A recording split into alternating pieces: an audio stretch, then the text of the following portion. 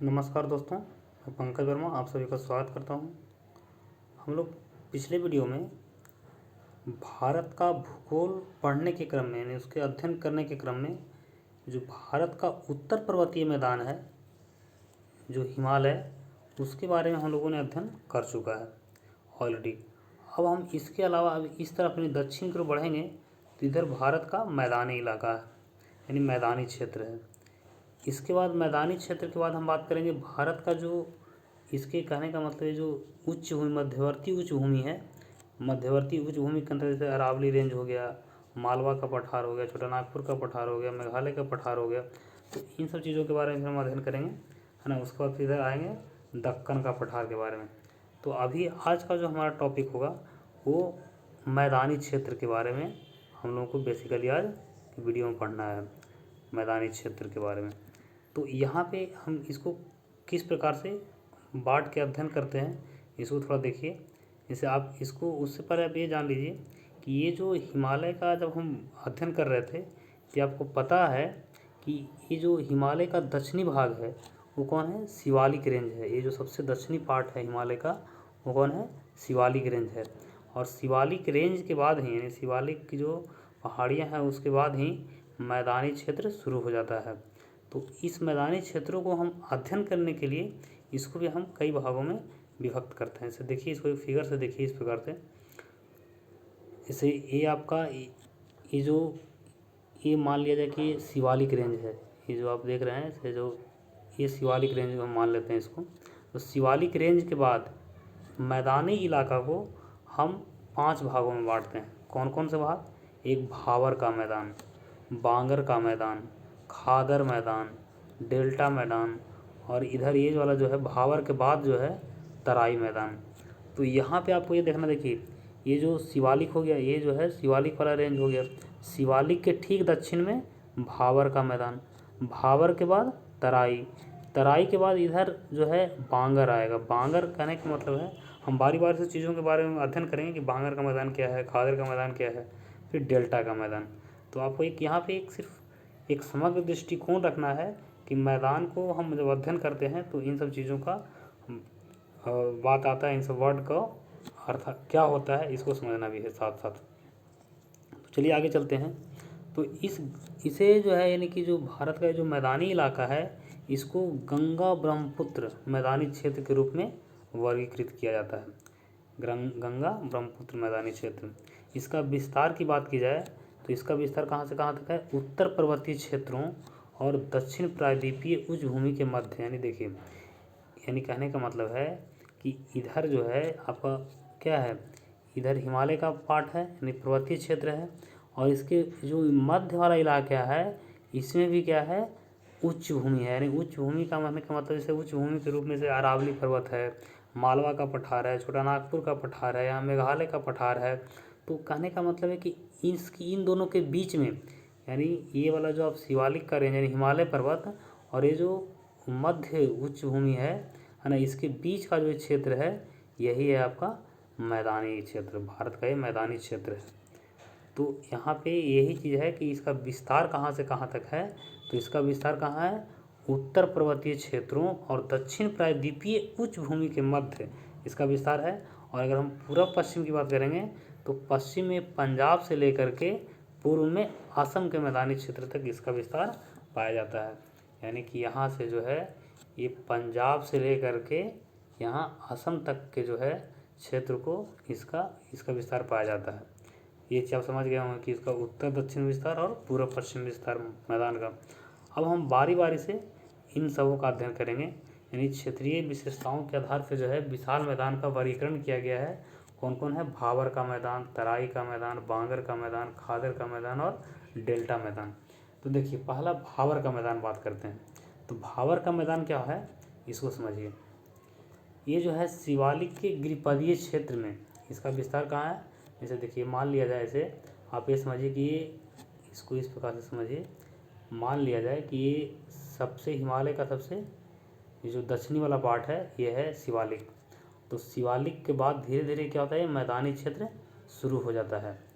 मैदानी क्षेत्र शुरू हो गया तो यहाँ पे आपको पता है कि हिमालय से कई नदियाँ निकलती है, क्योंकि बहुत सारे ग्लेशियर पाए जाते हैं। ग्लेशियर पिघलता है, वो वहाँ से जल का स्राव उच्च भूमि से निम्न भूमि की ओर होता है, यानी मैदानी क्षेत्र की तरफ होता है। तो ये जो अपने साथ जब ऊंचे पहाड़ों से ढेर सारा पानी जब आता है तो बहुत सारे सेडिमेंट्स यानी कि अवसाद लेकर के आता है। और अवसाद ऐसा नहीं कि छोटा महीन महीन कण होते हैं, बहुत उसमें बड़े बड़े बोल्डर टाइप के होते हैं, पहाड़ के टुकड़े होते हैं। तो वो टुकड़े ला करके इस क्षेत्र में यहाँ पे जमा देता है इस प्रकार से। तो ये जब क्षेत्र में जमता है तो इसमें क्या होता है कि जो पानी इसके अंदर से स्राव होता है, यानी कहने का मतलब है कि इस क्षेत्र में नदियाँ विलुप्त नजर आती है। ऐसा नहीं कि नदियाँ विलुप्त हो जाती है, ये हम ये नहीं कह रहे हैं कि नदियाँ विलुप्त हो जाती है, लेकिन नदियाँ जो है विलुप्त सा प्रतीत होती है। ऐसा क्यों होती है? क्योंकि ये जो सेडिमेंट्स नदियाँ जो है सेडिमेंट्स लाती है, अवसाद लाती है, तो अवसादों में क्या होता है, बड़े बड़े बोल्डर होते हैं। तो ऊपर से जो है बड़े बड़े बोल्डर दिखाई देते हैं और उसके नीचे नीचे जो है जल का स्राव होता है। तो इस कारण हम कह सकते हैं यहाँ पे कि नदियाँ विलुप्त प्रतीत होती है ना। तो इसी क्षेत्र को हम यानी कि ये जो भाबर का जो मैदान होता है, इस मैदान में आपको क्या समझना है कि इस क्षेत्र में बड़े बड़े बोल्डर यानी अवसाद के टुकड़े पाए जाते हैं, अवसाद पाए जाते हैं, अवसादों से लैस होते हैं ये क्षेत्र, है ना। और कहाँ पाए जाते हैं? शिवालिक के गिरिपदीय क्षेत्र में, यानी कि शिवालिक के ठीक दक्षिण वाला जो भाग होगा वो भाबर का मैदान होगा। इसके बारे में हम और बात करें तो ये पश्चिम में सिंधु से पूर्व में तीस्ता नदी के बीच इसका विस्तार देखिए। शिवालिक के गिरिपदीय क्षेत्र में कहाँ से कहाँ तक अगर हम पूरा पश्चिम तक इसका विस्तार करें तो पश्चिम में सिंधु नदी का लोकेशन आप देख रहे होंगे, समझ रहे होंगे, है ना। और पूर्व में तीस्ता नदी के बीच इसका विस्तार पाया जाता है। इसकी औसत चौड़ाई की बात करें तो ये 20 किलोमीटर तक का इसका चौड़ाई होता है। इस क्षेत्र में बड़ी मात्रा में कंकड़, पत्थर, बोल्डर, ईटीसी पाए जाते हैं, यानी इत्यादि और भी चीज़ें, है ना। इसमें छोटी नदियाँ क्या होती है? विलुप्त प्रतीत होती है। छोटी नदियाँ, ये आपको हम बताया भी कि नदियाँ इसमें जो है और ऐसे भी उस क्षेत्र में अगर हम जैसे गंगा जैसे हिमालय गंगा जैसे नदियों की बात करेंगे तो ऐसा नहीं कि वहाँ गंगा नदी का जो चौड़ाई है काफ़ी अधिक होता है, काफ़ी वहाँ बस वहाँ धारा तेज होता है ना। चौड़ाई कम प्रतीत होगा लेकिन धारा क्या होगा? बहुत तेज होगा कि आदमी को बड़े आदमी तो छोड़िए, बड़े बड़े टुकड़े पत्थर के टुकड़े को ऐसे ही बहा ले जाता है। तो ये चीज़ें हैं। तो आपको ये भाबर का मैदान समझ में आ गया होगा कि ये शिवालिक के गिरिपदीय क्षेत्र में वाला पार्ट है। इस पार्ट में बड़े बड़े अवसाद के टुकड़े पाए जाते हैं, इतना ध्यान रखना है आपको, है ना। ये वाला भाबर के मैदान। नेक्स्ट है भाबर के मैदान के बाद अब तराई के मैदान की बात करते हैं। अब देखिए तराई की मैदान क्या है। तराई के मैदान में क्या होता है कि इसका विस्तार ठीक जैसे अभी मान लीजिए कि हिमालय ये जो है ये आपका शिवालिक था। अब शिवालिक के बाद जो है ये भाबर का मैदान था। भाबर के मैदान में छोटे छोटे अवसाद बहुत सारे सेडिमेंट्स पाए जाते थे, है ना। अब जो है धीरे धीरे सेडिमेंट्स यहाँ भाबर के मैदान में रुक गए। अब ये सेडिमेंट्स धीरे धीरे जो है उसके जो छोटे, अब क्या होगा, बड़े बड़े टुकड़े जो है ये भाबर के मैदान में रुक गए हैं। अब इसके जो छोटे छोटे टुकड़े होंगे वो आके तराई के मैदान में, ये तराई का मैदान अब हो गया ये जो है तराई के मैदान में छोटे छोटे जो अवसाद हैं इस क्षेत्र में जमा हो गए। तो इसमें क्या कहता है, अब इसमें देखिए इसमें क्या होता है, छोटे छोटे टुकड़े होते हैं। अब छोटे छोटे टुकड़े होंगे तो जाहिर सी बात है, और दूसरी ऊपर से इधर से नदियाँ प्रवाहित हो रही है इस क्षेत्र से बहुत सारी नदियाँ इस प्रकार से प्रवाहित हो रही है। तो ये जो क्षेत्र होता है ना वो जल जमाव का प्रभाव यहाँ अधिक होता है ना। दलदली टाइप का होता है, दलदली क्षेत्र होता है ना। दलदली भूमि ज़्यादा पाया जाता है और नमी युक्त क्षेत्र होता है। जो आपका तराई का मैदान होता है वो क्या होता है? नमी युक्त क्षेत्र होता है। इस क्षेत्र में क्या होता है, वनस्पति सघनता जो होती है अधिक होती है। जाहिर सी बात है जब नमी युक्त क्षेत्र होगा, जल का जमाव टाइप का होगा, है ना, तो उस क्षेत्र में वनस्पति सघनता अधिक होती है। और जहाँ जब वनस्पति अधिक होगा, कहने का मतलब वेटलैंड टाइप का पाया जाएगा, तो उस क्षेत्र में क्या होगा, जैव विविधता भी अधिक होगा। ये इसकी खासियत है तराई के मैदान की कि वहाँ वनस्पति सघनता अधिक होती है, इस कारण वहाँ जैव विविधता भी अधिक होती है। लेकिन तराई के मैदान की कुछ समस्याएं भी है। समस्याएं क्या है इसको समझिए। समस्याएं क्या है कि वहाँ हमेशा जल का जमाव होता है, तो जल संबंधी रोगों का प्रभाव अधिक होता है, इसलिए स्वास्थ्य स्तर क्या होगा, कमज़ोर होगा, यानी कि कम होगा। इससे वहाँ मच्छरों का प्रभाव ज़्यादा होगा, मलेरिया, डेंगू जैसे रोग। जैसे आप लोग ये सुने होंगे गोरखपुर सब साइड जो पड़ता है वो तराई के क्षेत्र तरफ, तो वहाँ पे जो है बच्चों में जापानी इंसेफ्लाइटिस वगैरह रोग। तो ये कहने का मतलब है कि उस क्षेत्रों में जो है ये सब मच्छर संबंधी प्रभाव होगा, ये सब रोगों का प्रभाव ज़्यादा होगा, तो ये समस्याएं हैं। दूसरा क्या हो रहा है कि आजकल हमारा जनसंख्या बढ़ता जा रहा है, हम क्या कर रहे हैं, कृषि भूमि का विस्तार कर रहे हैं। कृषि भूमि के विस्तार करने के लिए क्या कर रहे हैं, वन का अपरोपण कर रहे हैं।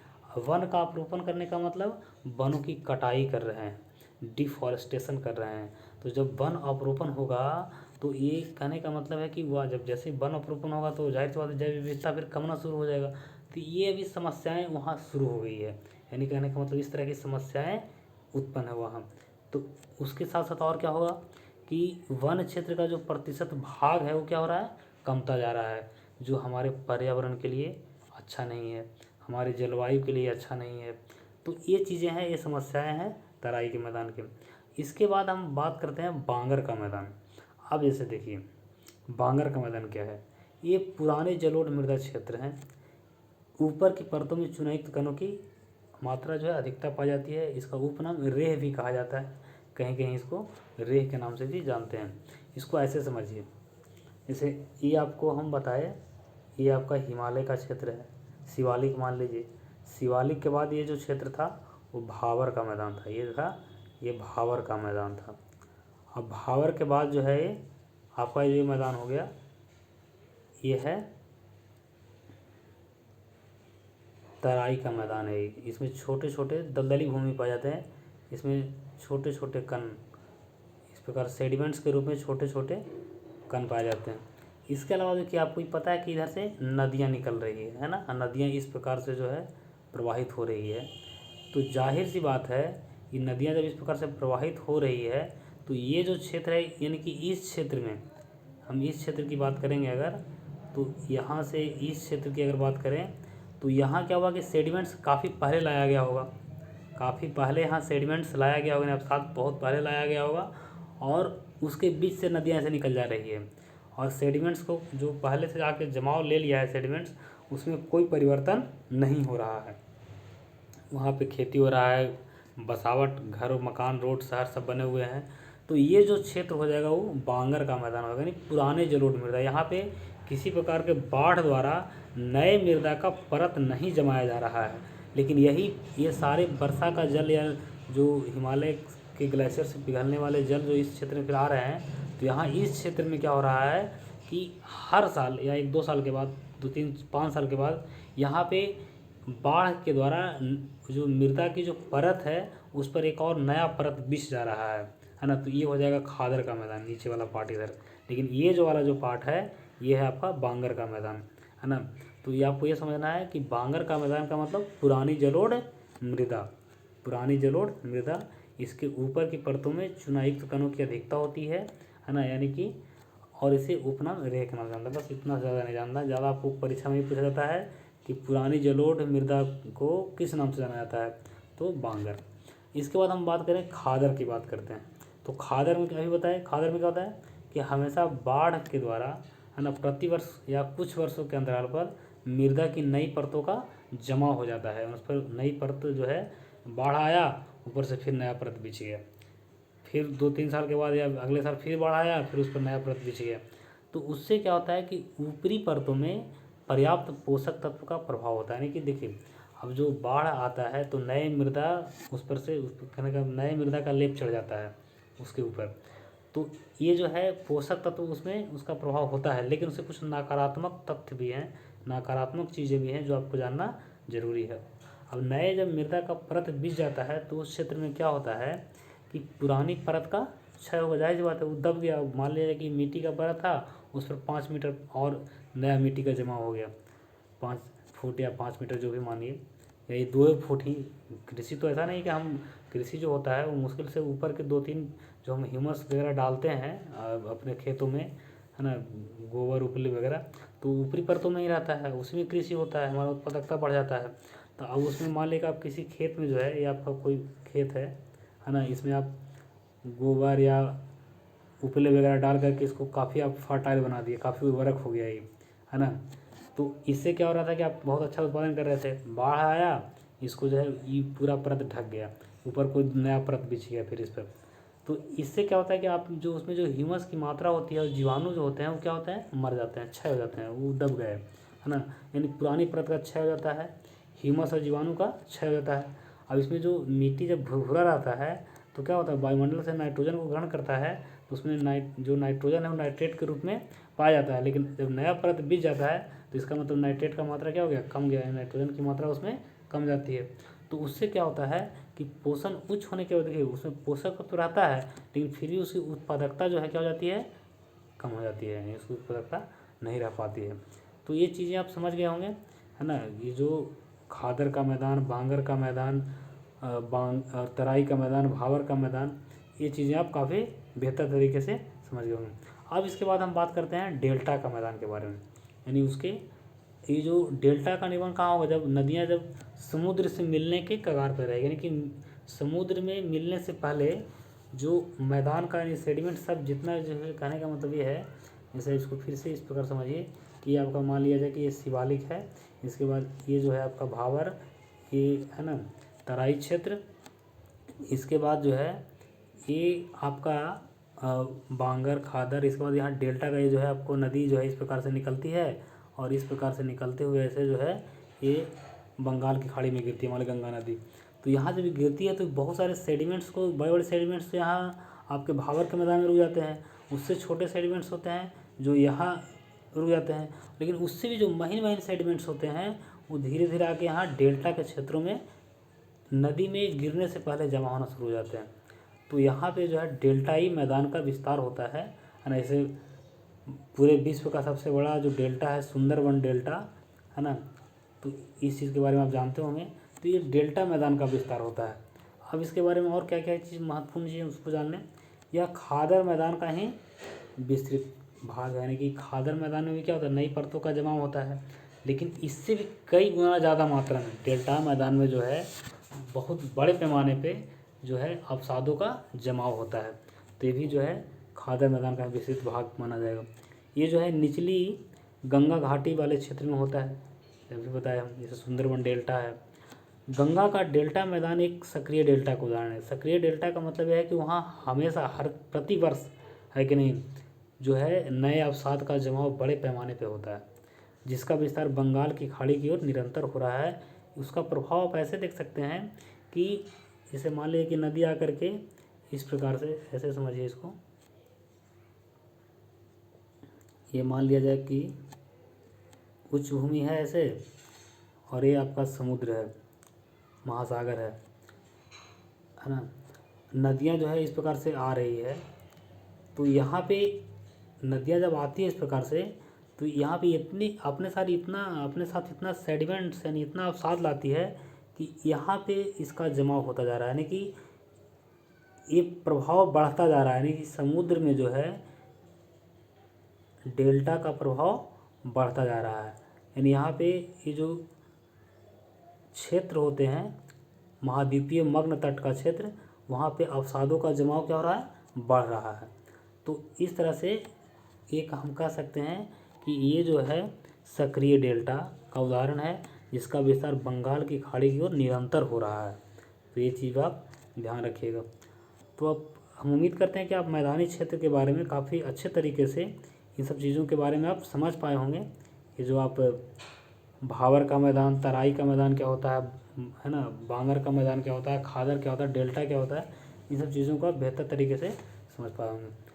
तो आज के लिए इतना ही, धन्यवाद।